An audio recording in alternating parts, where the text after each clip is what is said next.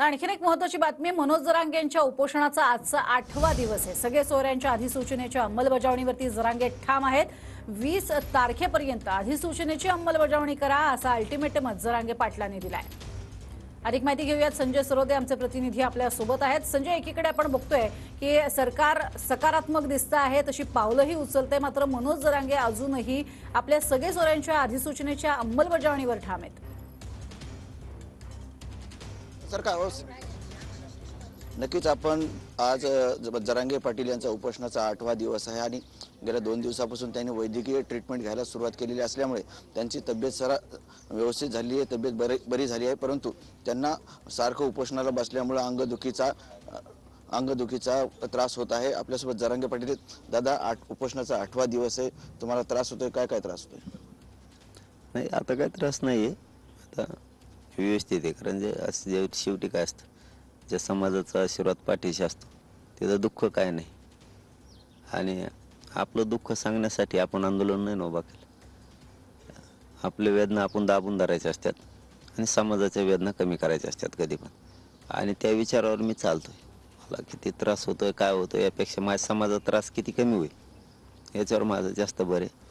कुठं चुकले बी, आम्ही चुकलं किंवा समाज चुकला, आम्ही पुन्हा पुन्हा लढू, पण समाजाला तेच मिळून देऊ। कारण इथं या गोरगरीब कष्ट करणाऱ्या लोकांचा प्रश्न आहे, यांच्याशी गोड बोलून कोणी दागा फाटका नाही करू शकत, सरकार बी नाही कोणी नाही। आणि मी वेळोवेळी सांगतो, माननीय शिंदे साहेबच मराठ्यांना आरक्षण देऊ शकते, पण आम्ही मागितल्याप्रमाणे। परंतु जो मागासवर्गीय आयोगानं अहवाल सादर केलाय, त्याची अशी माहिती मिळते की 10% मराठा समाजाला आरक्षण भेटेल। नाही, टक्केवारी अशी पाडता येणार नाही आता, ती कोणालाच पाडता येणार नाही आता। त्याची सुसूत्रता आणायला लागेल, त्यांना त्याचं कार्यपद्धती ठरवावं लागणार आहे, असं नाही। परंतु ते कोण नाकारलंय, ते कोणी नाकारलेलं नाही, नाकारण्याचं कारण पण नाही ना। ते पहिल्यापासून आम्ही सांगतोय, बघा, या गोरगरीब मराठ्यांनी लढला, टास्क फोर्स निर्माण केला मान्य न्यायालयात बाजू मांडण्यासाठी, त्याच्यानंतर मागासवर्ग आयोग गठीत झाला, याच गोरगरिबांच्या मोठा लढा उभा राहिला म्हणून झालाय। ते आरक्षण मराठ्यांनाच मिळणार आहे, हे आरक्षण मराठ्यांनाच मिळणार आहे। आणि आमचा उद्देश काय, चारही बाजूनं मराठ्यांचं कल्याण व्हावं, एवढंच। श्रेय फ्री नाही, ते श्रेय ते खड्ड्यात जाऊ द्या तिकडं, कोणी काय, कल्याण कोणाचं झालं, माझ्या मराठा समाजाचं झालं, बस। चारही बाजूनं मराठा समाजाचं कल्याण व्हावं, हे आरक्षण याच आंदोलनातल्या गोरगरीब मराठ्यांनी मिळून दिलंय किंवा मिळणार आहे। आता 20 तारखेला काय असेल त्यांची माहिती नाही आपल्याला, पुढं आयोगाचा अहवाल तर आलाय। आता जे 57 लाख नोंदी मिळाल्या ते गोरगरिबांचंच कल्याण झालं, माझ्या कष्टकऱ्याचं कल्याण झालं। आज राज्यातल्या पूर्ण मुली यांना मोफत शिक्षण झालेलं, त्यामध्ये माझ्या समाजाच्या गोरगरिबांच्या लेकराचं कल्याण झालं। आणि मुलांसाठी सुद्धा मी प्रयत्न करणार आहे की मुलंसुद्धा त्यामध्ये घ्या म्हणून। कारण हे आरक्षणात जरा फरक आहे, कारण हे आता जो मागासवर्ग आयोगानं अहवाल दिला हे राज्यापुरताच आहे, पण आपलं जे ओबीसीतलं आरक्षण आहे हे राज्य आणि केंद्रासाठी। आमच्या गोरगरिबांच्या लेकराचं केंद्रापर्यंत लोड कमी होणार, तिथपर्यंत नोकऱ्या वाढणार आहेत, तिथपर्यंत शिक्षण वाढणार आहेत। आमचे लोक, म्हणजे आपण म्हणतो ना की बाकीचे चंद्रावर गेले, एक गावरान भाषेत बोलता बोलता चंद्रावर गेले, माझं गोरगरीब मराठ्याचं लेकरू आता चंद्रावर जाणार आहे, तेवढ्या ताकदीनं तेही शिकणार आहे। आता तेही दिल्लीच्या टोकावर माझं मराठ्याचं लेकरू दिसणार आहे, आता पहिल्यांदा दिसत नव्हतं। आज आमच्या लेकरं आम्हाला आरक्षण देऊन दिल्लीच्या टोकावर तख्ताकडे बघायचे, बस एवढंच। 20 आणि 21 तारखेला अधिवेशन होणार आहे, या अधिवेशनात जी सगळ्या सोयऱ्याची व्याख्या तुम्ही स्पष्ट केली होती, त्याबाबत अध्यादेश काढला आहे, त्याची अंमलबजावणी करून त्याचं कायद्यात रूपांतर झालं पाहिजे अशी तुमची मागणी आहे। जर मागणी पूर्ण नाही झाली तर पुढची दिशा काय असेल आंदोलनाची? आता समाज बसू आम्ही, समाजाला जर 20-21 पर्यंत होईल अशी आशा आहे। कारण शिंदे साहेब असतील 100% करतील, दिलेले शब्द करतील। फडणवीस साहेब आहेत त्यांच्या जोडीला, आम्हाला आंदोलक म्हणून विश्वास ठेवणं आहे ना। 20च्या नंतर बघूयात, मग विश्वासाचा हा विषय हे नंतरचा आहे, पण 20-21 तारखेपर्यंत आहे विश्वास 100% मराठ्यांना। कारण काय बरं का, आताची नाराजी सरकारला परवडणारी नाही।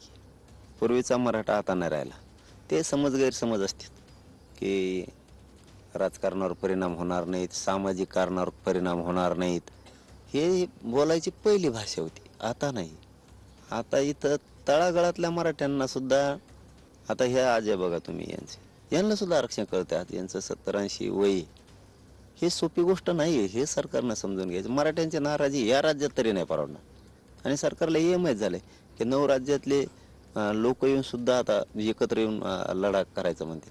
मग तर आणखीन सरकारला जड जाईल. त्यापेक्षा काय म्हणतात ना त्याला, आणखीन रान फाकून देण्यापेक्षा सरकार समाजानं गोरगरिबांनी मागणी केली आहे ना आणि ती हक्काची आहे त्यांच्या, तिन्ही गॅजेट घेऊन टाकावेत, मोकळं व्हावं सरकारनं. पण सरकार असं करू शकत नाही. आता अधिसूचना काढली आणि आता हे जे मागासवर्ग आयोगानं अहवाल दिलाय याचा नोंद नसणाऱ्या मराठ्यांसाठी आता हे आरक्षण म्हणजे मात्र ह्या गोड गैरसमजात त्यांना राहता नाही येणार.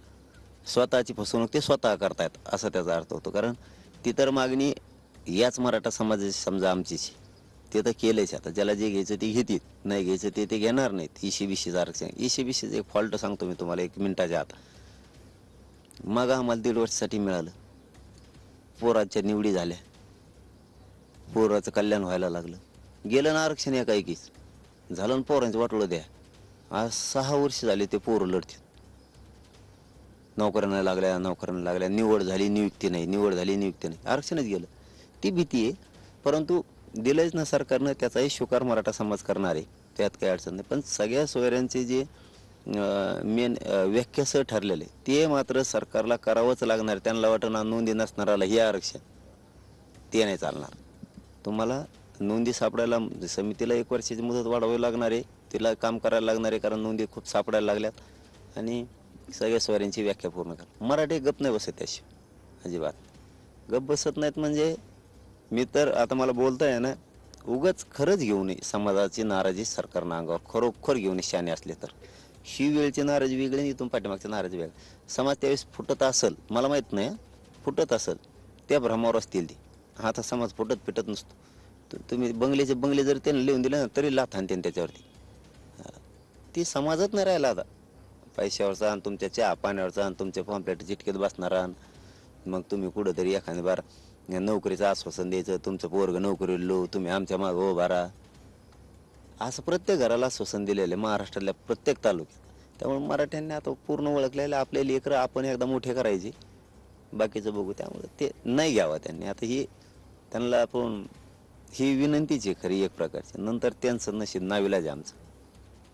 आपण काल राणे साहेबाबद्दल थोडं नाराजी व्यक्त केली होती, परंतु काल नितेश राणे यांनी एका प्रेसमध्ये असं बोलताना म्हटले की तुम्ही राजकीय स्टेटमेंट करू नये. जे मोदींबद्दल पंतप्रधान मोदींबद्दल बोलले त्यामुळे राणे साहेब नाराज झाले होते आणि त्यातून ते बोलले, परंतु तुम्ही राजकीय स्टेटमेंट करू नये असं नितेश राणे यांचं म्हणणं आहे.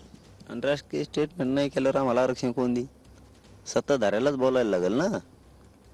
म्हणजे कोणी असो तो. ते मागचे महाविकास आघाडीवाले होते तरी आम्ही 6.5 महिने लढलेली होती 2021ला त्यांच्या विरोधात सलग. ही 2 वर्षे 2.5 वर्षापासूनचा सलग लढा आहे. सत्ताधाऱ्यालाच भांडावं लागत असतं. पण तो विषय माझ्यासाठी संपलेला आहे. म्हणजे तो विषय माझ्यासाठी संपलेला आहे आता. कारण ते बोलले, आम्ही एकदा आता शेवटची विनंती केलेली, ते बोलल्याच्या नंतर या विषयावर बघू आपण आता. कारण तो विषय आपण कालच संपलेला आपल्यासाठी. त्याच्यानंतर बोलले तर मग मात्र बघूया, त्याला नाविलाज. तर ते मनोज जरांगे पाटील आणि मराठा समाजाला जोपर्यंत ज्या व्याख्या आहे सगळ्या स्वरांची आणि त्याची जो अध्यादेश काढला आहे त्याची अंमलबजावणी कायद्यात होत नाही तोपर्यंत हे आमरण उपोषण सुरूच राहणार आहे. आणि 20-21 तारखेला जे अधिवेशन होणार आहे त्याच्यामध्ये जो निर्णय झाला नाही या बाबतीत तर जरांगे पाटील आंदोलनाची पुढची दिशाही ठरवण्याची शक्यता आहे.